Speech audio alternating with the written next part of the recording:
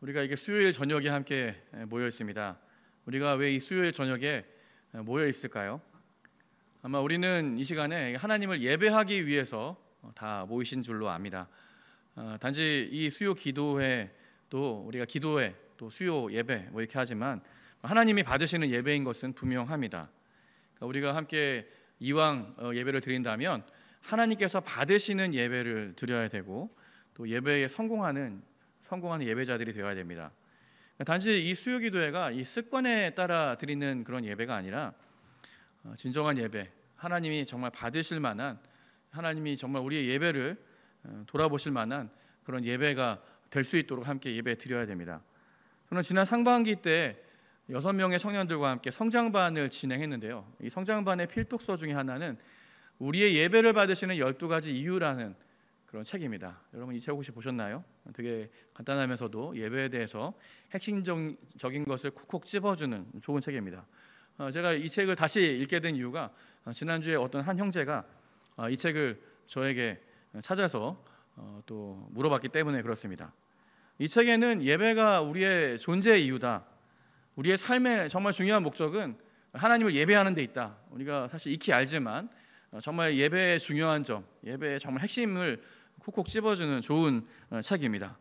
우리가 하나님을 예배하기 위해서 존재하고 예배를 드릴 때는 우리 마음만 드리고 입술만 드리는 게 아니라 우리의 삶도 드려야 된다. 이런 것을 강조하는 그런 책이에요. 저는 이 책을 다시 좀 훑어보면서 12가지 예배를 받으시는 이유, 목적 다 살펴보면 좋겠지만 저는 예배를 좀 크게 예배 이유, 예배의 목적을 크게 2가지로 좀 정리할 수 있다고 생각합니다. 먼저 예배는 위로 향하는 예배예요. 예배는 위로 하나님을 향해서 드리는 거죠. 예배의 수직적인 측면이라고 하는데 우리의 만족과 우리의 유익, 우리가 단지 은혜로 채우기 위해서 뭔가 우리가 복을 얻기 위해서 예배 드리는 게 아니라 하나님을 영화롭게 하고 하나님을 기뻐하고 즐거워하는 것이 예배입니다. 사실 오늘 새벽에 최준문 강도사님이 이제 새벽 예배 설교 시간에 이 부분에 대해서 말씀을 하셨어요. 제가 깊이 감명을 받았습니다. 혹시 못 들으신 분들을 위해서 잠깐 다시 말씀드리면 강도사님 집에 아이들이 어리잖아요. 근데 그러다 보니 아이들이 강도사님이 퇴근할 때가 되면 아이들이 그렇게 강도사님을 기쁨으로 맞이한다고 합니다. 현관 문에 자동 도어락 그 버튼 누르는 소리가 들리면 아이들이 막 뛰어나오는 소리가 들린대요.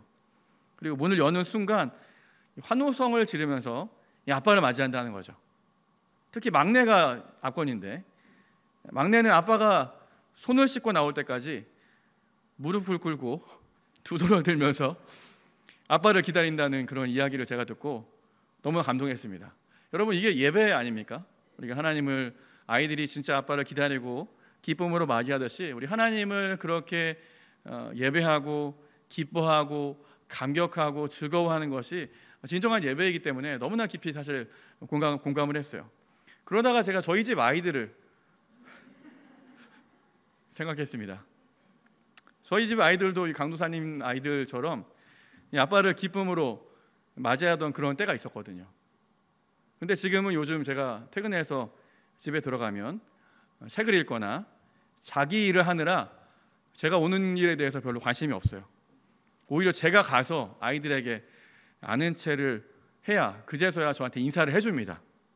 그래서 요즘은 제가 굉장히 고민이에요. 강아지라도 한 마리 좀 키워야 되나, 저를 좀 기쁘게 반갑게 맞아주는 그런 존재가 좀 필요해서 강아지를 키워야 되나 그런 생각도 조금 있습니다. 저는 이렇게 아이들이 아빠를 맞이하는 그런 모습을 상상하면서 우리 예배가 사실 이와 같지 않나 싶습니다. 오늘 예배를 통해서 여러분 어떠세요? 여러분 아빠를 정말 기쁨으로 맞이하는 그 아기 같은 모습으로 하나님을 예배하고 기뻐하고 하나님을 즐거워하십니까? 아니면 다 큰 아이들처럼 하나님을 예배하고 기뻐하고 즐거워함도 없이 그냥 습관에 따라서 예배에 그냥 참여하고 그런 때가 있지 않으십니까? 예배는 진짜 위로 향해야 되는데 너무 관심이 우리 주변의 것들에 쏠리다 보니까 위로 향하는 예배가 이렇게 혼란할 때가 있다는 거죠. 이렇게 위로 향하는 예배가 수직적인 예배라고 한다면 예배는 수평적인 측면도 있습니다. 이걸 꼭 예배라고 통틀어서 말하기는 어렵지만 예배에도 분명히 그런 면이 있어요. 예배의 수평적인 측면. 앞서 소개한 예배를 받으시는 우리의 예배를 받으시는 12가지 이유에도 이 부분을 뭐라고 소개했냐면 다른 사람들에게 행하는 것이다, 다른 사람을 돌아보는 것이다, 이렇게 표현을 했는데요.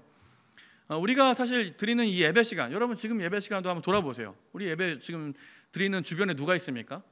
사람들이 있습니다. 사람들. 물론 이 자리에 하나님이 임재하시고 하나님이 우리의 예배를 받아주시는 것은 분명하지만 사실 우리는 함께 사람들과 함께 예배를 드리고 있습니다. 그러니까 우리가 함께 이거 공적인 예배 시간에는 위로 하나님을 향하는 우리의 시선도 있어야 되지만 우리 함께 예배 드리는 우리 주변에 있는 예배 함께 드리는 분들을 시선을 돌려서 좀 주위를 돌아보고 다른 이들을 돌아보는 그런 일들도 꼭 필요하다는 것입니다. 오늘 빌립보서 말씀을 함께 보았는데요. 이 빌립보 교회는 초대 교회 중에서도 꽤 괜찮은 교회였습니다. 칭찬받을 만한 되게 좋은 교회였어요. 이 빌립보 교회가 왜 이렇게 좋은 교회일까 생각해 보니까 이 성도들의 자질이 참 훌륭했습니다. 수원서북의 성도들 같았던 것 같아요. 하나님을 정말 진심으로 기뻐하고 즐거워하는 참된 예배가 이 안에 있었습니다. 그러니까 위로 향하는 예배에 있어서 굉장히 빌립보 교회는 성공적이었습니다. 또 이 빌립보 교회는 예배를 넘어서 주변을 돌아보는 일도 굉장히 최선을 다했습니다. 오늘 2장 1절에 보면 믿음에서 시작되는 격려도 있고 위로도 있고 성도들끼리 교제도 열심히 하는 이런 아주 좋은 교회의 모습입니다. 이보다 여러분 완벽할 수 있을까요? 정말 빌립보 교회는 어떻게 보면 굉장히 완성된, 아마 초대 교회 중에서도 굉장히 완성된 형태의 교회가 아닌가 싶어요.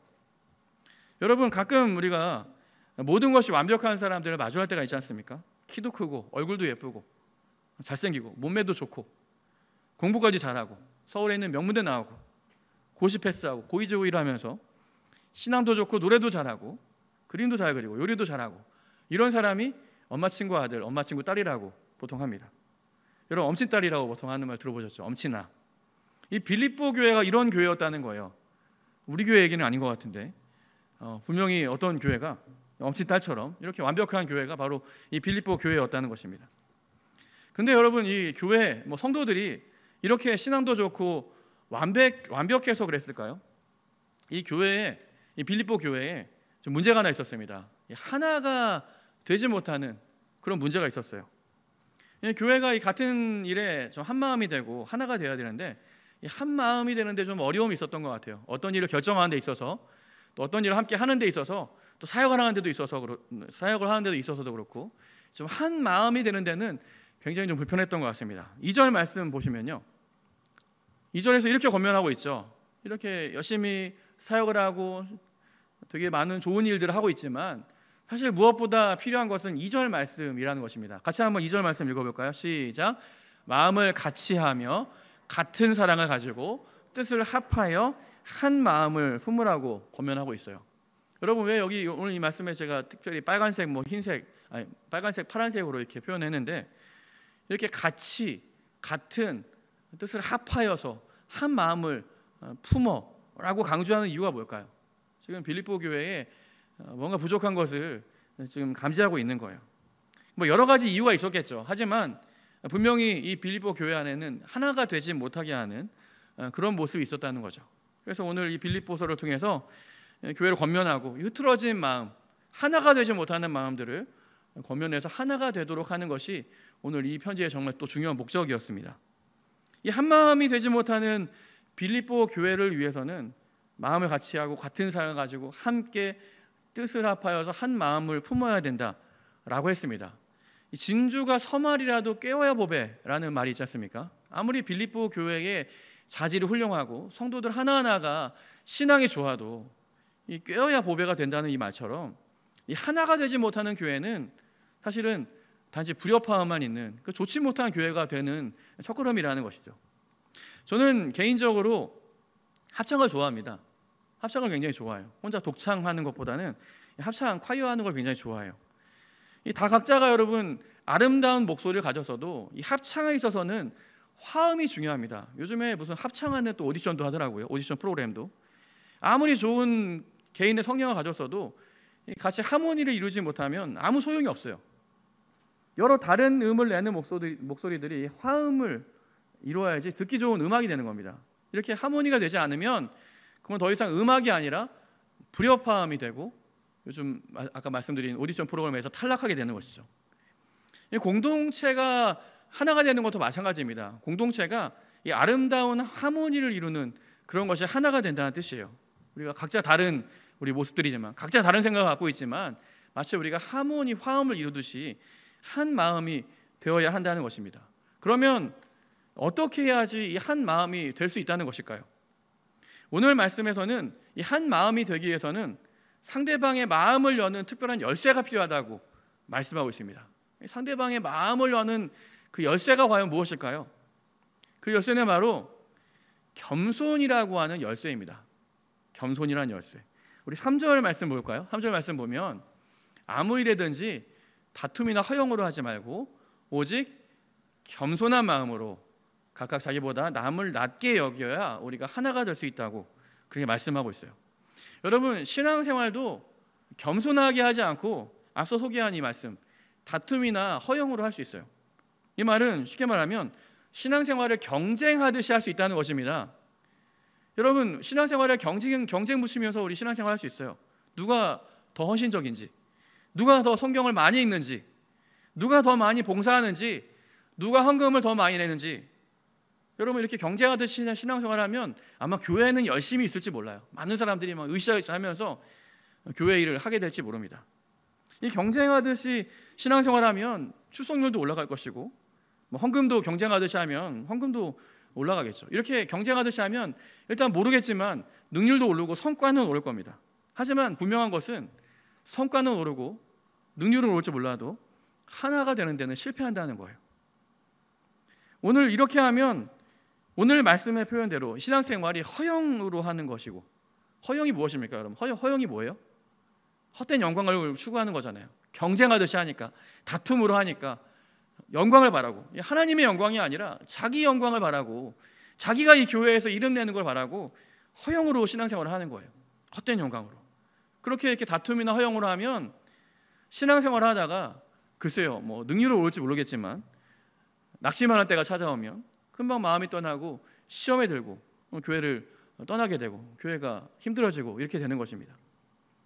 그래서 이렇게 교회는 이렇게 능률을 세우기 위해서 다툼이나 허용으로 하는 게 아니라 오늘 무엇으로 신앙생활을, 교회생활을 해야 된다고 합니까? 겸손한 마음으로 교회생활을, 우리 신앙생활을 함께 해야 된다는 것입니다. 겸손한 마음은 무엇일까요? 겸손한 마음은 오늘 성경의 그 표현대로 그대로 하면 자기보다, 나보다 남을 낮게 여기는 그런 마음입니다. 나보다 남을 낮게 여기는 마음. 집사님, 권사님이 저보다 믿음이 더 좋으십니다. 한번 옆에 있는 분들에게 한번 해보세요. 권사님, 저보다 믿음이 더 좋으세요. 어떻게 이렇게 믿음이 좋으세요? 한번 인사해 보세요. 예, 믿음이 어떻게 좋으세요? 예, 저보다 나으십니다. 여러분, 나보다 남을 낮게 여기는 마음, 그냥 형식적으로 그렇게 인사하는 게 아니라 진심으로 이렇게 인정해주는 마음, 이게 여러분 겸손한 마음입니다. 이 겸손한 마음은 내 한계를 알아요. 내가 내가 열심히 하고 있지만 사실 나는 아직도 정말 진짜 좋은 믿음이 되기 위해서는 아직도 멀었어. 내 한계를 인정하고 부족함을 깨닫고, 그 부족함을 깨달았기 때문에 하나님의 은혜가 필요하죠. 모든 것이 진짜 하나님의 은혜이구나, 항상 하나님의 은혜를 기억하는 그런 신앙생활을 하게 되는 것입니다. 저는 작년에 한 가수의 노래에 좀 빠져서 한참 이 사람의 노래를 굉장히 많이 들었습니다. 사실 이 가수가 방송에는 나오지 못하는 굉장히 무명 가수였는데, 작년에 진행한 한 오디션 프로그램에서 우승을 하면서 이 친구가 알려지게 됐어요. 바로 이 친구가 이름이 이승윤이라고 하는 가수입니다. 여러분, 이승윤 들어보셨어요? 예, 이승윤이라는 가수예요. 이승윤이라는 이 가수가 처음에 나와가지고 자기를 이렇게 소개했습니다. 자기의 재능은 자기보다 뛰어난 사람들을 시기하고 질투하는 거라고. 그래서 자기는 배 아픈 가수라고 자기를 소개했습니다. 시기하고 질투하는 배 아픈 가수. 근데 사실은 이 친구의 이야기를 뒤에 들어보니까 이 다른 사람들을 시기하고 질투하는 게 아니라 자신의 한계를 인정하고 자기보다 더 나은 사람들을 진심으로 인정해주고 공감해주고 동경하는 그런 진정한 음악인이었어요. 나중에 이 친구가 우승을 하죠. 근데 이승윤 씨가 사실은 이승윤 씨보다 사실은 이승윤 씨 아버지가 더 유명한 사람입니다. 왜냐하면 여러분, 이승윤 씨 아버지가 100주년 기념교회를 함양하셨던 이재철 목사님이기 때문에 그렇습니다. 이재철 목사님 아들이에요. 근데 제가 사실 이승윤 씨를 노래를 듣기 시작하면서 이재철 목사님 그 책을 제가 다시 보게 됐거든요. 근데 이재철 목사님 책 중에서 이 셋째 아들 이승윤, 이 친구를 소개하는 그런 이야기가 있습니다. 이 셋째 아들이 반장 선거에 나가게 된 그런 이야기였어요. 이 셋째 아들이 반장이 되고 싶어 했다고 합니다. 반장이 정말 되고 싶어 했대요. 그런데 반장 선거를 나갈 때마다 연거푸 떨어졌다는 거예요. 친구들이 뽑아주질 않더래요. 반장 선거, 부반장 선거 나갔는데 그때마다 이렇게 고배를 맞았다는 겁니다. 근데 드디어 3학년이 되어서 드디어 반장이 되었다고 집으로 돌아왔다는 것입니다. 그때 이 3학년 반장 후보로 나온 친구가 16명이었는데 이 16명 중에 이 아들이, 이 승윤이가 반장으로 선출이 되었다는 거예요. 아버지가 너무 놀랐어요. 지금까지는 이렇게 고배를 마셨는데 어떻게 반장이 되었을까? 그래서 이 아들에게 이렇게 물어봤습니다. 네가 어떻게 해서 무슨 말을 했길래 친구들이 너를 뽑아줬니? 라고 했더니 이 이승윤이라는 이 3학년짜리 아이가 소견 발표하는 시간 이렇게 말했다고 합니다. 만약에 저를 반장으로 뽑아주시면 저는 여러분들을 위한 걸레가 되겠습니다. 이렇게 말을 했대요. 그랬더니 몰표가 쏟아져서 이 친구가 반장이 되었다는 이야기입니다. 단지 여러분, 아이가 이 한 표라도 더 얻기 위해서 말한 그런 흘러가는 이야기지만 곰곰이 생각해 보면 여러분, 이 친구의 이 말에 겸손한 마음이 무엇이 잘 담겨 있다고 생각해요. 여러분, 겸손이 무엇입니까?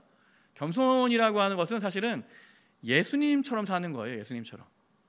예수님을 따라서 십자가를 지고 굳은일에도 솔선수범하고 내 생각보다는 그 사람의 입장에서 먼저 생각해주고 좀 손해를 보더라도 오리를 가자고 하면 십리를 가고 오른쪽 뺨을 왼뺨을 때리면 오른쪽 뺨을 돌려대는, 그렇게 여러분 하는 것이 예수님의 방법 아닙니까? 예수님처럼 살아가는 것. 그 비결이 바로 이 친구의 말에 있습니다. 바로 걸레가 되는 것이요. 여러분, 걸레의 특징이 뭔지 아십니까? 제가 걸레를 들고 왔어야 되는데 깜빡 잊었어요. 걸레의 특징이 무엇입니까?